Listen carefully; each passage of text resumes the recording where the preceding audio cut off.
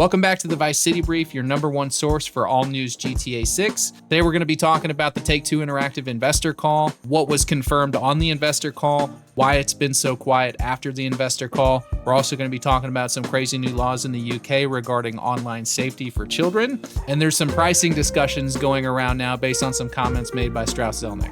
We're going to dive into all of that today. If you're new to the channel, hit like and subscribe. If you're not, you already know the drill. I'm Sav. This ain't your average YouTube clickbait. Let's dive in.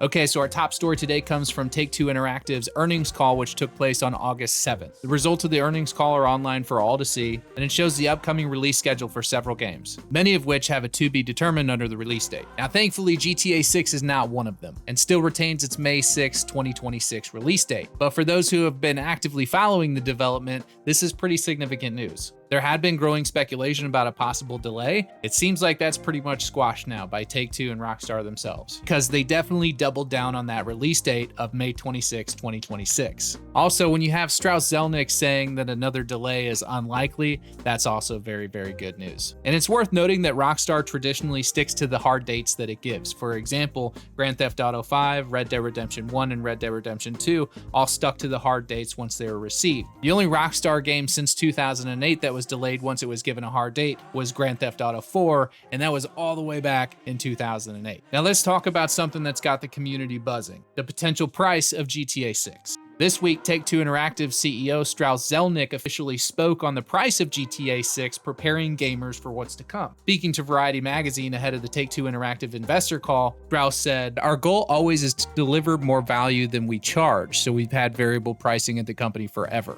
Now, industry analysts have been speculating that GTA 6 could easily break $70, pushing almost $100 or more. Specifically, industry analyst Matthew Ball said that the forecast for GTA 6 could cost $100 in a reported titled "The State of Video Gaming in 2025. This potential price hike would break the $70 barrier and pave the way for publishers to start charging significantly more than they have been for the last decade or so. But here's my take. Rockstar knows that they have the most anticipated game of the last 20 years, so they know that they can charge a premium for that. It would not surprise me whatsoever if GTA 6 was $80 to $100. After all, if any game could justify a price like that, it would be GTA 6. Now, many of you guys, because of the investor call, probably had August 7th circled on your calendars, and you're wondering why the news has been so quiet the past few days. Well, it's mainly because there wasn't a whole lot discussed on the investor call. The biggest thing that we got from the investor call was the fact that GTA 6 is still on schedule for May 2026. There really wasn't a whole lot else that was discussed, maybe some fiscal earnings and things like that, but as far as any golden nuggets related to GTA 6, there wasn't really a whole lot on the call. And this kind of makes sense for where we're at in the development cycle. It wouldn't surprise me at all if marketing starts ramping up in the next few months, but we're not going to get anything significant until probably October,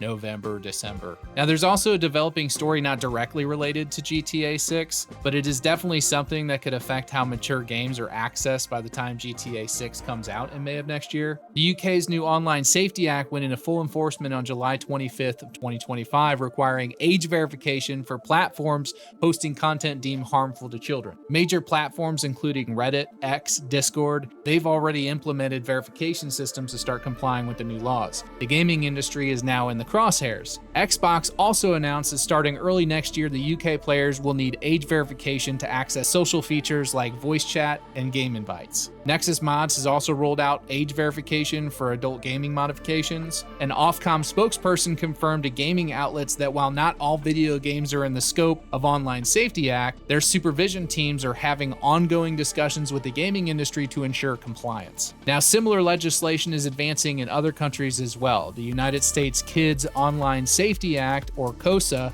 was reintroduced in May 2025 with bipartisan support from over 65 US senators. While less restrictive than the UK law, it definitely still targets platforms that could cause problems for kids. The immediate impact has been significant. VPN usage in the UK has actually spiked 1,800% following the law's enforcement on the 25th, and users are seeking new ways to kind of bypass all these requirements. For context, GTA 6 will feature online components, user-generated content, and social features, elements that all could fall under the expanding regulatory frameworks. The game's May 2026 launch actually puts it squarely in a period when these regulations will be fully operational and potentially expanding to other jurisdictions. This represents a significant shift in the regulatory landscape that mature gaming content will need to navigate going forward. So where does this leave us? Well, the GTA 6 release date is still on track, so you can take a breather there. It doesn't look like we're getting delayed again. Looks like pricing discussions are heating up. The marketing machine is still relatively quiet, but I would fully again expect to see that spike here in the next few months. But it's also worth noting that GTA 6 is now available to wishlist on major consoles like the Xbox and PlayStation.